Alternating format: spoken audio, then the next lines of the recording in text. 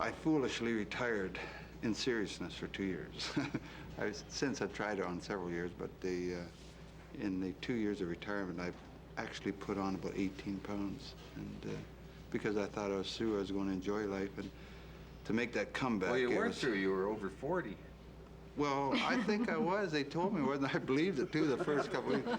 But even the two boys, Marty and Mark, on the way, which was very hot during the month of August in Texas, and with air conditioning on, we're still frying, and we're driving back home in between double shifts, and they were both a little concerned with me because I'd pale right out on them. And then all of a sudden one day, everything come back, you know, click back, and even the kids, as young as they are, said, it's there, isn't it? And I said, it feels good, and from that day on, it was happiness again. To be back playing? It's always fun being back, and I think a real good, really proof of that matter is now that you see all these old-timers. You see the Bobby Goldhams and all the old gentlemen of the past. They're still playing, and I played with them for 2 years, and I said, this is ridiculous. I have to pay for my ice time when I could be getting paid. So, but actually, the fun of the game, as I mentioned before, it came back, and Colleen knew it. As soon as we were negotiating for Marty and Mark, threw in a little barb, how you like to have a third Howe. And she looked at me. She knew I was serious. I was just smiling like a Cheshire cat. I was ready out there. But it wasn't that easy. It was a lot of hard work. To get back in shape? We used to often compare notes, and coming off the ice, somebody said, what'd you do that for? And I said, I have no idea. I said, it's born within me, and you see, you go up to a guy and say, I'm sorry, you know, more or less. Oh, sure you did. I meant it at the time, but I don't mean it now. But it's too late. Like Jimmy Niekamp, I played with him, and someone took a cheap shot at the younger son, Mark. He'd beat him, gone in, scored a goal, and the guy come up behind him and wrapped him back in the neck hard enough to knock the helmet off him.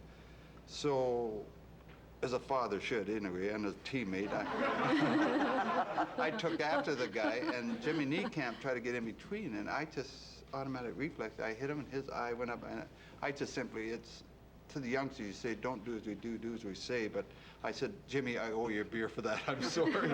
But I was so mad, I was after that one particular guy, and if that's dirty, then I am dirty, but I don't believe any cheap shot should go unnoticed. When one of the boys is breaking in the open, and you're a center now. Right. You're playing center for the New England Whalers. Right, I've been... Well, did you feel you needed more skating room or something? No, actually, to complement Mark's ability, it was already agreed upon earlier when I first went to Houston that he should have a right-handed centerman. And I hate to demonstrate, but when you're leaning, about 90% of your vision is that way, where you have to pick up somebody on the right side with a turn of the head. And that's what we had, strictly left-handed centerman. And it wasn't, I really thought it was a jeopardy to Mark's ability. So Coach Deneen asked me if I'd like to move in the middle, and I said, love it. And it's really nice. I think a centerman is lucky because if the rink's 200 feet long, you only use about 160 of it.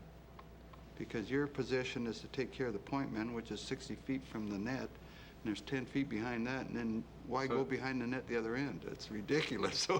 So what we do is, I think a centerman really has less ice to skate around on, but you do have to be on that play. It's funny for the people who write about hockey not to know as much about it as the people who play it, isn't it? Well, I really think a change of heart came in when Punch Imlach came to Toronto. And started bringing the and older he brought guys. the old fellows in, and he started winning with the old fellows. So it was a case when somebody came 32, 33, had a bad year, they'd kind of write him off. But they also, in fairness to the management then, they also had direct sponsorship to the farm system.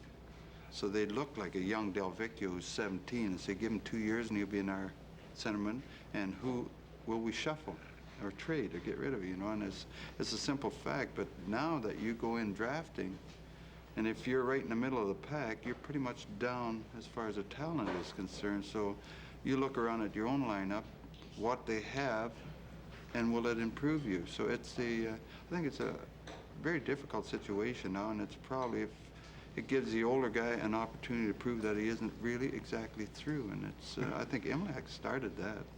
Well, you've done an awful lot for it, but I want to know what it's like when you're going down as the center man, you're carrying the puck, and the guy screaming for the puck is your son. I mean, because that is, does he yell, Dad, Dad? Or does he yell, Gordie? Or does he say, hey, you old...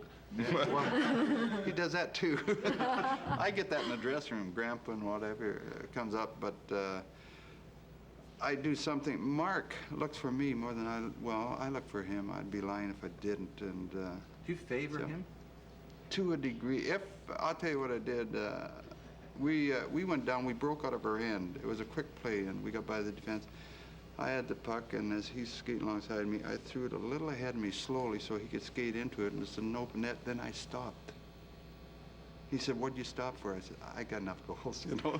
And I know darn well, had I proceeded with the play, I'd have got it back. I know I would have. And so, if this is trickery, then I'm happy with it, because the kids have a long life ahead of them, and I'd like them to enjoy it. And it's been that way, and probably the one reason why Mark Howe hasn't got his 20 goals this year, beside he had a almost separated shoulder, and he had a couple years ago, and a recurring injury, and then he tore heck out of his cartilage, his ribs. So that's so all now, excuses. His centerman's lousy. Never thought of it that way either. Thank goodness I got Colleen here between me and the most famous elbows in the world. Listen, Gordie, quick question. One of the, most significant landmark in sports this year, you scoring your 1,000th goal in Harold Ballard to the contrary, you scoring your 1,000th goal in professional hockey. How many goals did you score in the NHL? 786, I think it was. 853. He lost count.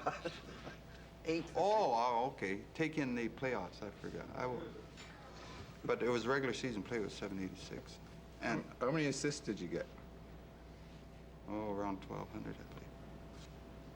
I'm wrong again. 1,114. Oh, 1,100. Yeah. Oh, okay. All those landmarks really mean a lot to you, don't Yeah, they? they're more exciting. Maybe No, you should go into politics like the other hockey players, because you haven't got your figures right. No, I always said really the most important one's going to be the last one, and I promised Colleen the puck on the last goal. So if you see me picking up pucks at the end of the season, you know it's going to be the end.